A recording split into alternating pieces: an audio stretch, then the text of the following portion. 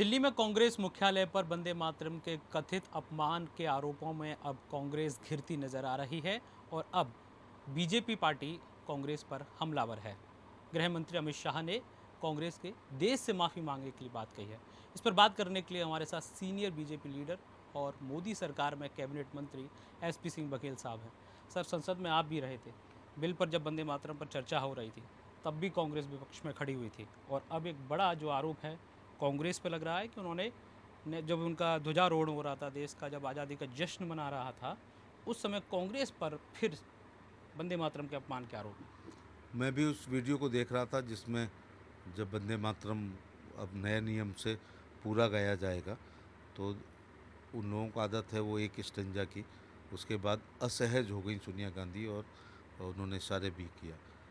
इन लोगों का देश की आज़ादी का सारा श्रेय खुद लेते हैं, संविधान का सारा श्रेय लेने की कोशिश करते हैं, लेकिन जो हमारे राष्ट्रगीत है, राष्ट्रगान है, राष्ट्रीय ध्वज है या संवैधानिक संस्था हैं, सीबीआई है अथवा ऑनरेबल सुप्रीम कोर्ट हैं या इलेक्शन कमीशन है या ईडी है, इनको लेकर के हमेशा वो गैर जिम्मेदाराना व्यवहार करते रहे हैं और विवादित बयान भी देते रहते हैं। अमित शाह जी का ये कहना कि राष्ट्र से सोनिया गांधी माफ़ी मांगें, वो बिल्कुल उचित है।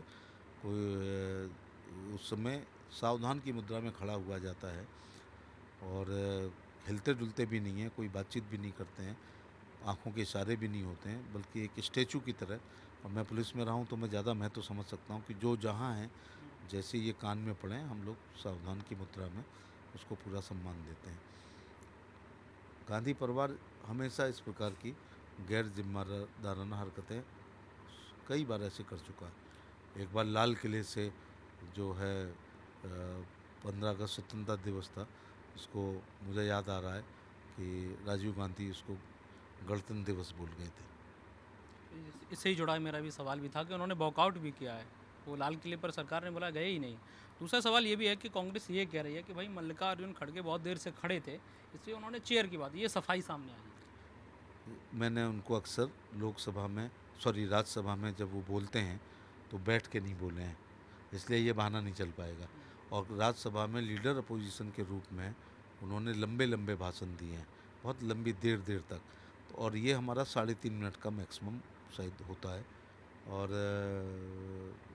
राष्ट्रगान तो पूरा बहुत ही 1 मिनट के से आसपास होता है।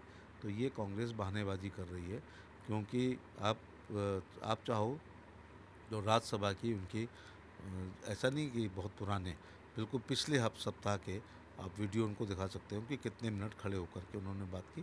क्योंकि मुझे याद आ रहा है कि कभी भी वो बैठ के राज्यसभा में या व्हील चेयर पर नहीं बोले हैं।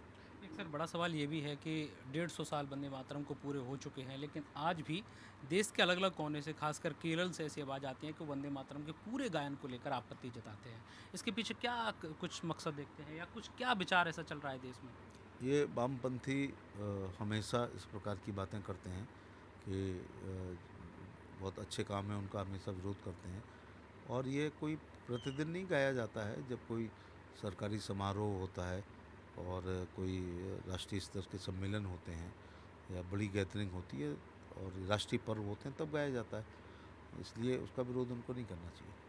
हमारे साथ बातचीत कर रहे थे एसपी सिंह बघेल जी, जिन्होंने साफ तौर से कहा कि जो गृह मंत्री अमित शाह ने कहा है कि कांग्रेस को राष्ट्र से माफ़ी मांगनी चाहिए, वही उन्होंने उसकी बात दोहराई है। अब लगातार वंदे मातरम के गायन को लेकर कांग्रेस सवालों के घेरे में और जिसका बीजेपी अब फ़ायदा उठाने की तैयारी में है। मैं अपने साथी विकास गुप्ता के साथ हरिकांत शर्मा, न्यूज़ लीडर आगरा।